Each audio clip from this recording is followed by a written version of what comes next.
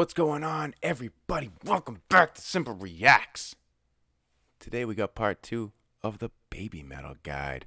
Shout out to Cryptic Misery for putting this out there for everybody. Yeah, I'm going to get right into this.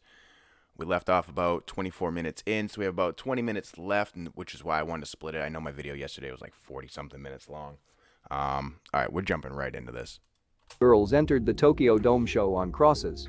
There is a lot of lore based around light and dark, the Chosen Seven, and the Metal Galaxy, which we will discuss in a little bit. Now, let's talk about how Babymetal went from a subgroup of Sakura Gakuin to the global sensation they— Hey, real quick though. Look how look how young they all look down in the corner. They don't look like the Babymetal cover up at the top here where they're like all laying down. You know what I mean? They're so innocent looking in that picture, and then all of a sudden to turn them into Babymetal, like let's go. Are today.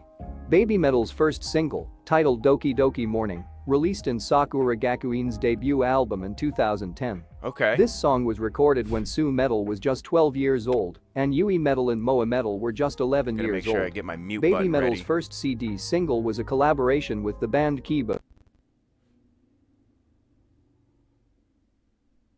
And Kiba of Akiba.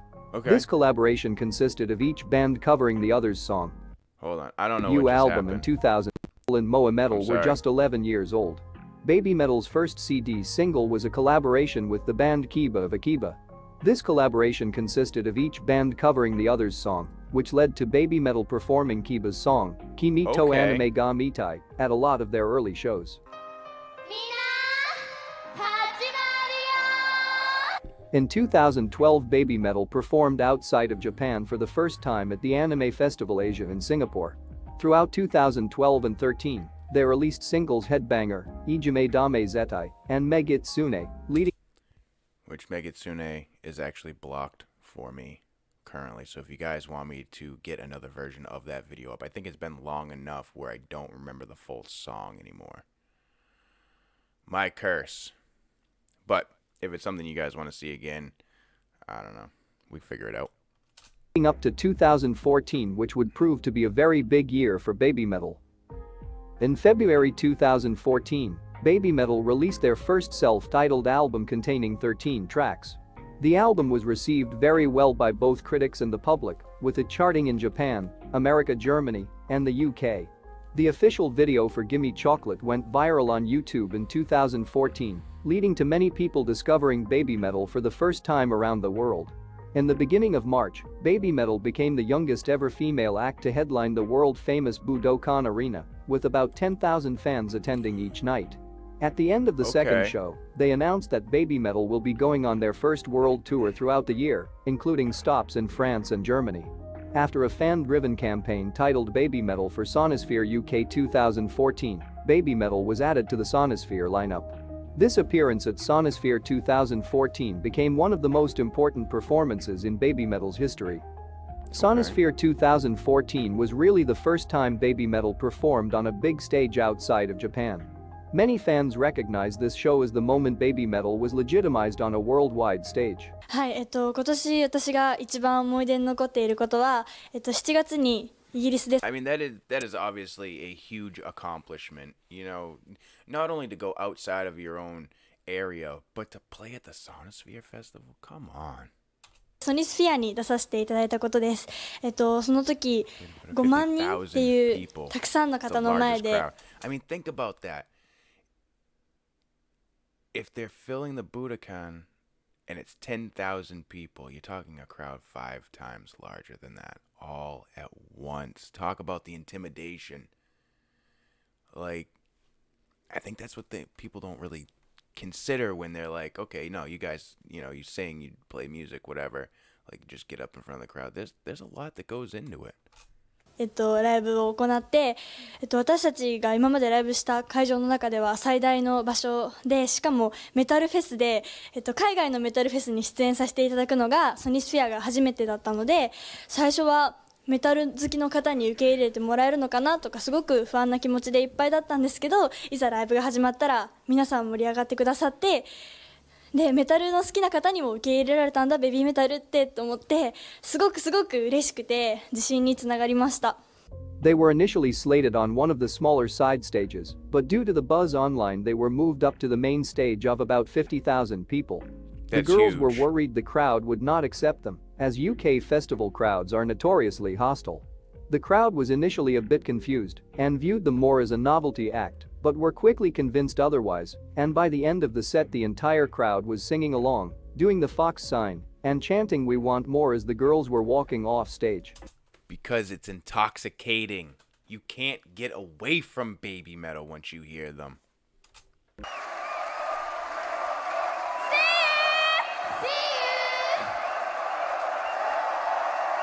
Their performance was met with an overwhelming amount of praise, and Babymetal was the talk of the festival that year. At the last show of their second world tour in 2015, it was announced that Babymetal would be releasing their second studio album, titled Metal Resistance, on April 1, 2016, as well as a third world tour that would kick off in London at Wembley Arena. They came up with the name Metal Resistance because they believed it represents who they are and what they do as artists.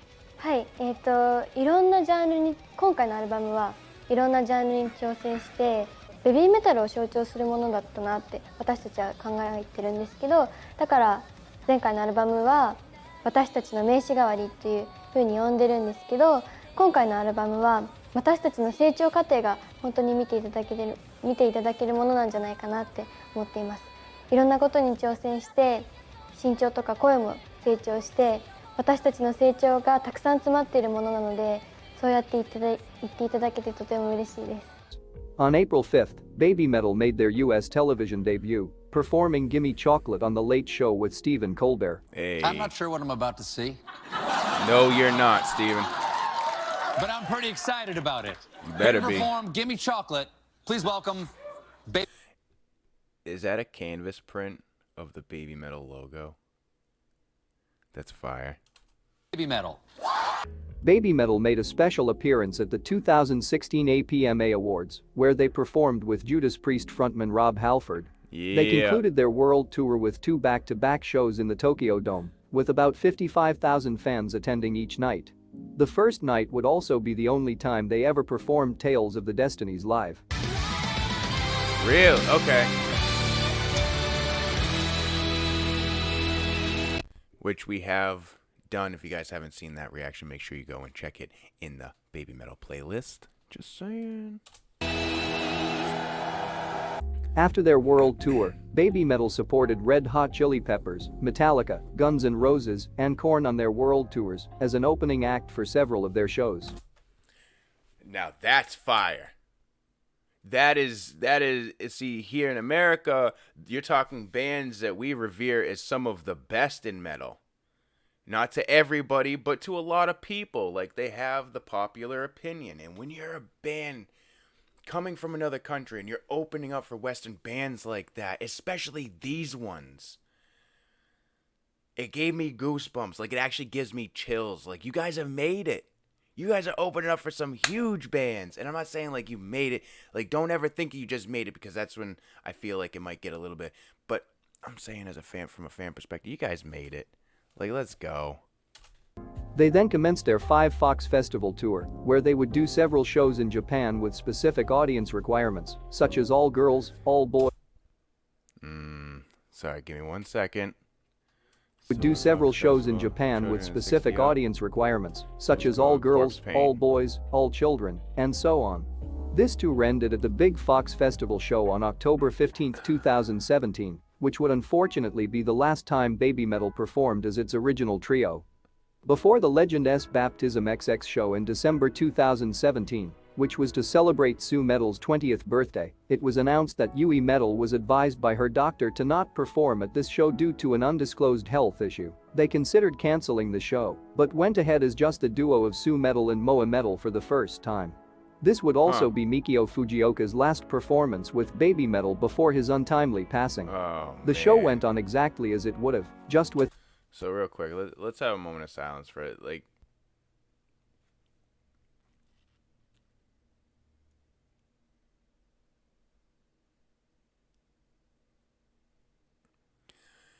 there's so many things that just seem to go wrong right around that time.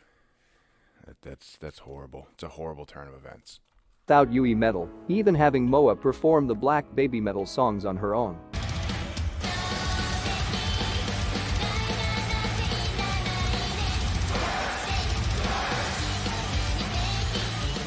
Despite Yui Metal not being there to sing her parts in the songs, the crowd helped out and sang them for her.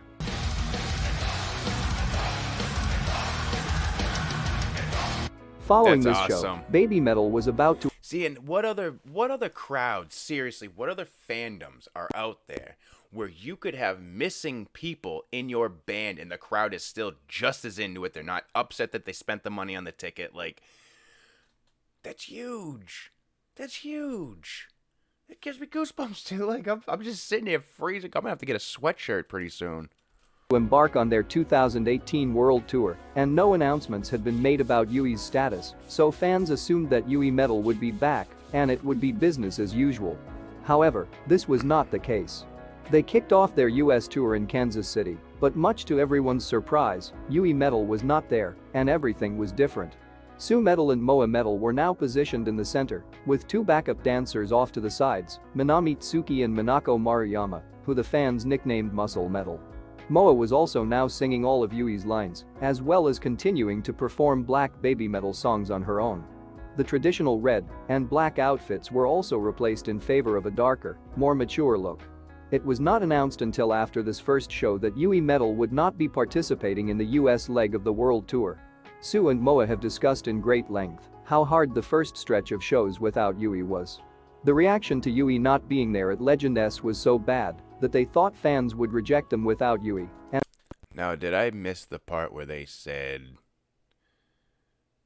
it was announced after the show that Yui Metal would not be taking part in the? But why was she not taking part? Yui status. So what was going on with Yui during this time? You're not feeling well, and doctors. Oh, okay. I'm sorry. That's where I had missed it before the Legend S Baptism SSXX show. Oh my gosh.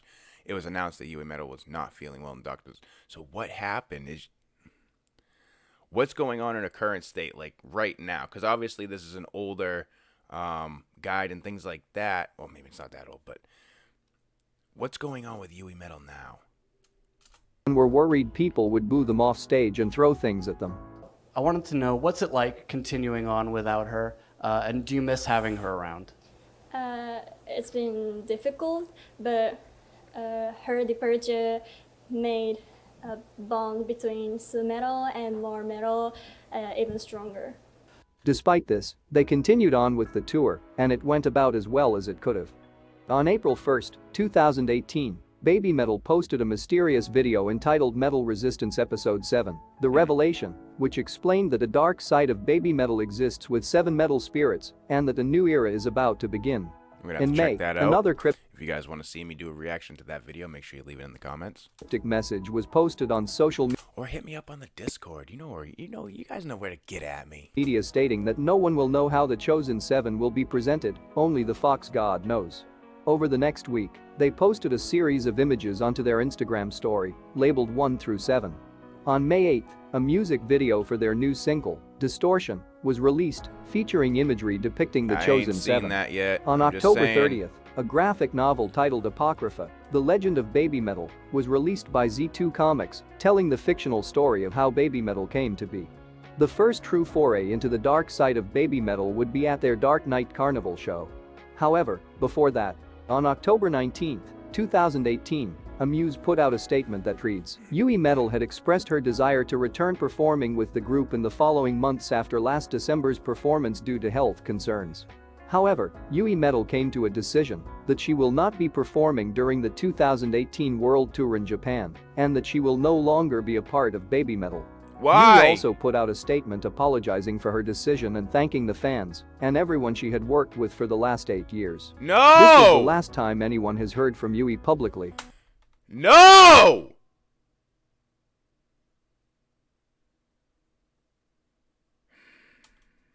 aside from some brief comments she made in the Sakura Gakuin 10th anniversary book. Yui's statement, quote, "I will do my utmost best to be able to again one day meet all of you as Mizuno Yui," has led to fan speculation that Yui will return as a solo artist one day, but nothing has been confirmed by either Yui or Amuse, so this is no more than speculation. Which it wouldn't be confirmed Both Sue by and Moa Amuse said anyway, they hold 'cause- no animosity towards their former bandmate. Sue also stated, "Yui Metal is like a family member to this group.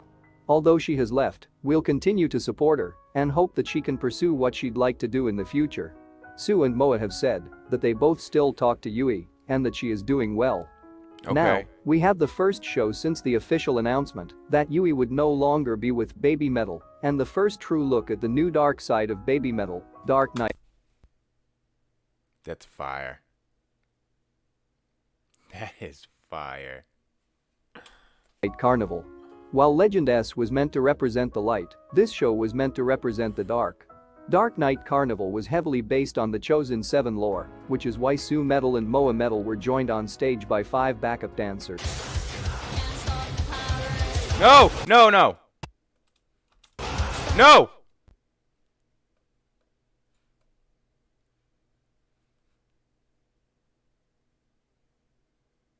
I hate that I'm even getting a look at this right now. Luckily, I'll probably forget about it, but... Throughout the show, various videos played discussing that, when light and dark intersects, the unknown dimension known as the Metal Galaxy forms, which is where the Chosen 7 reside. One of the backup dancers for this show, Saya Hirai, was temporarily used in Yui's old spot for several shows in Southeast Asia and Australia. She did not sing Yui's parts, just filled in the choreography. Babymetal continued on as just Sue, Moa, and the backup dancers for the rest of the tour. On April 1, 2019, they announced they would be releasing their third album, titled Metal Galaxy, later that year. This album would tie into all the light and dark lore mentioned before. The fox god sends a beam of light that leads to a goddess who must sacrifice herself to the light. The fox god sends a beam of light, and one of them have to sacrifice themselves. Was that Yui? Was Yui the sacrifice for this? In order to be reborn as the new Messiah. This sacrifice happens at the end of the Legend S show to Sue Metal when she is crucified. But I'm saying, though, there's gotta be another reason why Yui left. There has to be, and this lore kind of fits into that narrative. After this death, regardless of how they used it, like, through shows and stuff like that. See, that's the thing. You never know what the final scene of that is. Like, they could be showing it to you here just to show it to you here to gauge, like, the audience response and things like that. But what we might not know, like, Yui, come back to us. That's all I'm trying to say. Yui, come back. You can blame it all on me. Sorry. she flies off to use her voice to put lights in the skies in the form of stars. These stars shine down upon the people, who become the one. This light, when paired with Dark Knight Carnival, creates an intersection between the light and the dark, which then forms the Metal Galaxy. Babymetal also revealed plans for their first arena concert in the United States at the Forum in Los Angeles, California on. That's probably a really cool place to perform, but I'm just saying you should come to New Hampshire, on the east coast of America. We're right around Mass and Maine. If you go to Mass, that's cool too, because it's only like 3 hours for me to get there, so I can still get there. I'm just saying, guys, let's go. October 11th.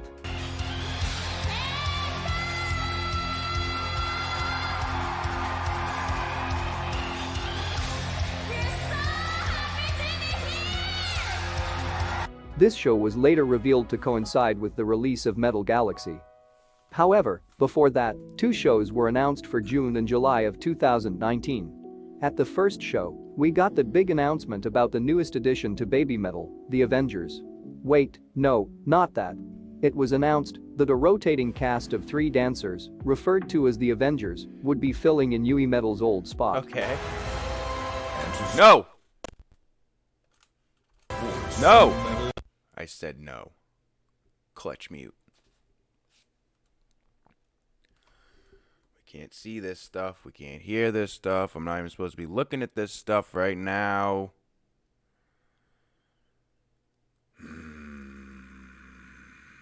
Never even announced who the 3 girls were, but fans at the shows were able to recognize them. Let's take a quick moment to meet the Avengers. First, we have Riho Sayashi, who was born on May 28, 1998. Riho is well known for her time in the popular J-pop group Morning Musume, of which she was considered the absolute ace for several years. Okay. Riho is a very talented and charismatic performer.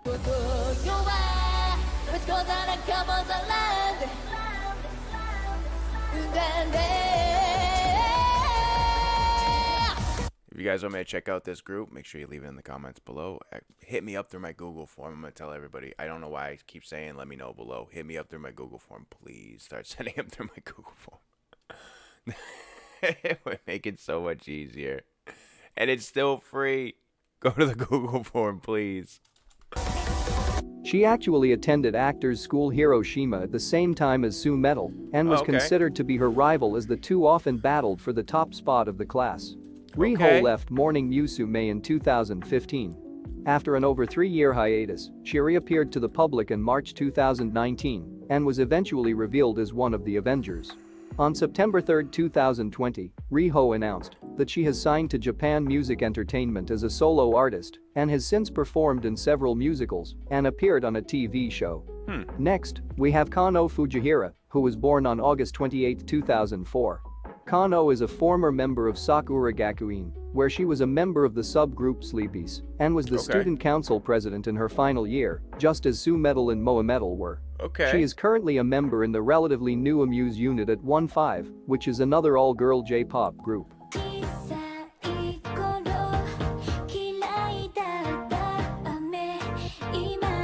Kano appears as the Avenger in the Papaya, Elevator Girl, and Shanti Shanti Shanti music videos. Kano never appeared at any of Babymetal's shows overseas, most likely due to her commitments with Sakura Gakuin and at 1-5.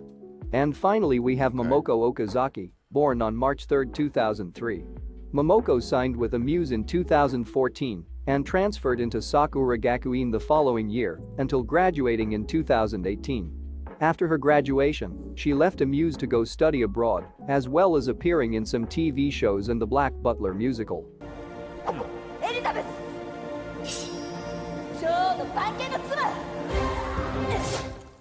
Momoko once said she had dreamed of traveling the world as a backup dancer for a big artist when she was older, which she Is that an Alice in Wonderland dress up top? I love Alice in Wonderland. Let's go. now gets to do after becoming one of the Avengers in 2019. Due to their other commitments, it is unknown if Riho and Kano will continue on as a dancer for Babymetal.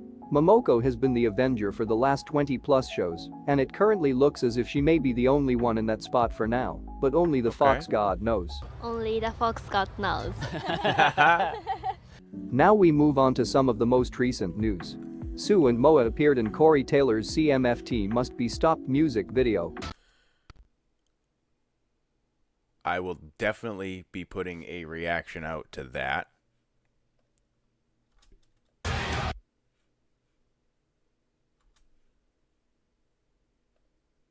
Metal featured as a guest artist on Bring Me the Horizon's EP Post-Human Survival Horror on the song Kingslayer. Babymetal's relationship with Bring Me the Horizon goes back years, as they have supported each other for a while, and Bring Me the Horizon toured with Babymetal in Japan. So we thought we'd get Babymetal on one of our tracks just because we've got kind of like a cool relationship with those guys. I think maybe like 5 years ago we met them for the first time, and then he took us on tour last year in Japan, and it was just like the biggest fucking shows ever.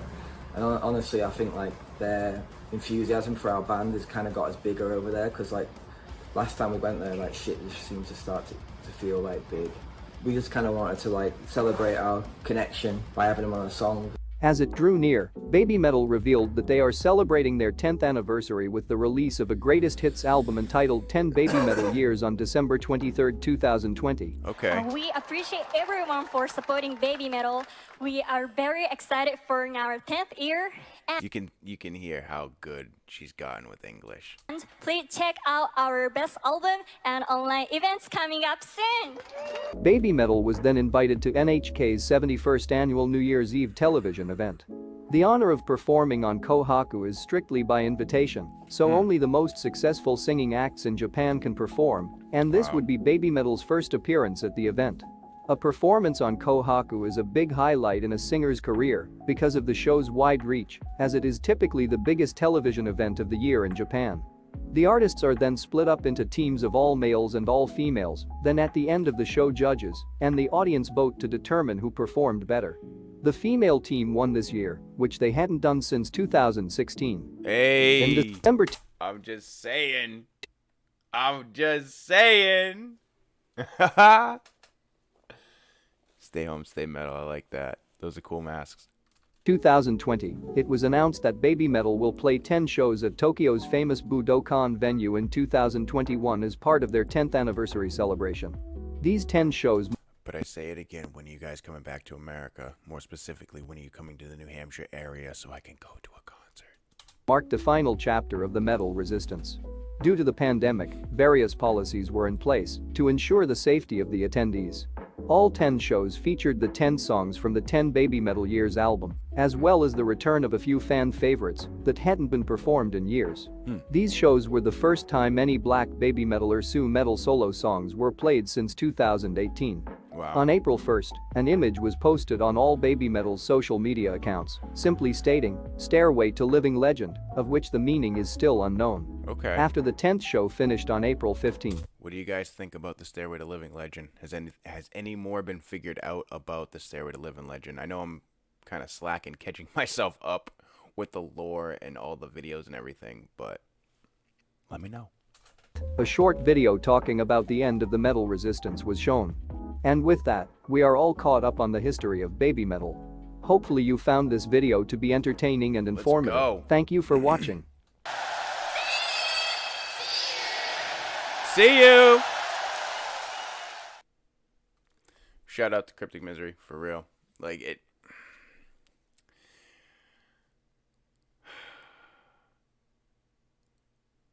Like, I almost want to watch it again. You guys want to watch it again with me? Alright, let's go. I'm just kidding. Let me know what you guys thought about in the comments, though, for real. Let me know where to go from here. Hit up my Google form and let me know where to go from here. I won't even say in the comments anymore. Yeah, if you guys haven't yet, make sure you hit that subscribe button, ring the notification bell. I love you guys. I'll catch you on the next one.